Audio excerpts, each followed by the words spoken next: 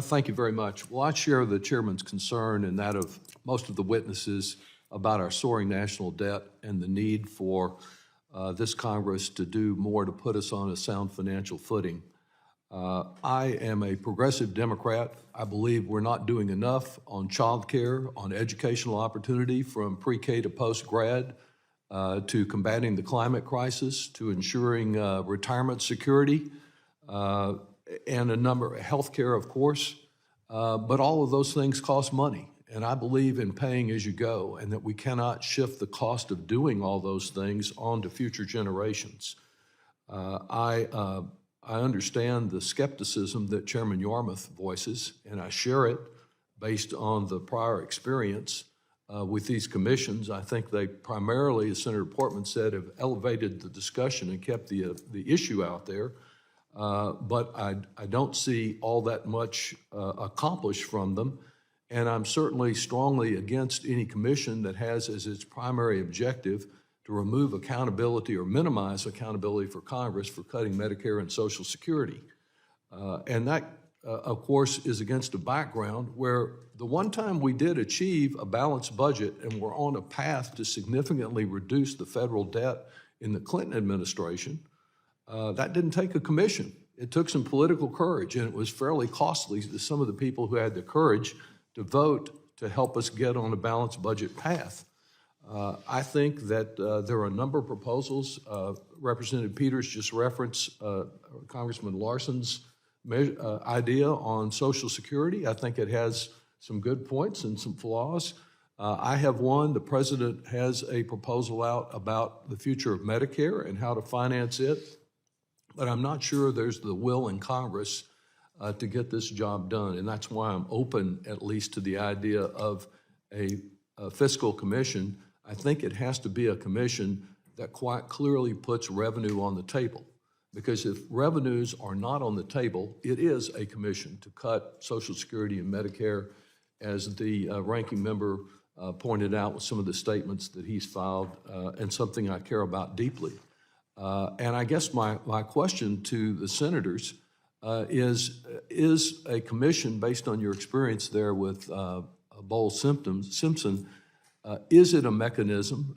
It's impossible for our Republican colleagues to countenance any kind of revenue increase for any purpose, it seems.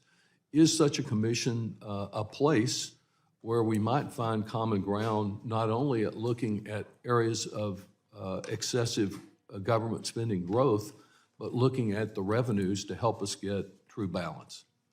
Can I just respond quickly, Mr. Chairman, and say, when Bowles-Simpson went down, a group of 6 of us in the Senate, 3 Democrats, 3 Republicans, were asked by leadership to see if we couldn't come up with a way forward to adopt the principles of Bowles-Simpson and make whatever changes were necessary to actually be in a position to pass something. We worked for 2 years, 3 Democrats, 3 Republicans. At the end of that time, we put out a proposal that had significant revenue. It also had savings on the spending side. I was asked by President Obama and Vice President Biden to come up and explain to them, how did you get this kind of result? How did you get Republicans to agree to revenue? I said, you know, we spent 2 years going over all of the options and the effects on the people that we represent.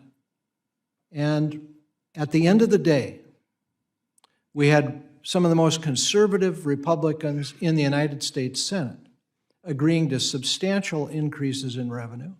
You had Democrats, some of the most progressive Democrats in the United States Senate, agreeing to savings on the spending side. So to me, the need for, I completely agree with Mr. McClintock. This is a responsibility of Congress. They're not doing it. Let's deal with reality. They're not doing it. I agreed entirely with Mr. Higgins' statement about the greatness of America, the strengths of America. I agreed with every word he said. But at the end of the day, we are headed for a 24% cut to every Social Security beneficiary. That's what's going to happen. Now, we could avoid that. We could adopt what Chairman Yarmouth has suggested. That's a serious alternative. But that isn't the law. The law is everybody is going to get cut 24%. Now, when are we going to do something about it? Thank you, Mr. Doggett. I'll briefly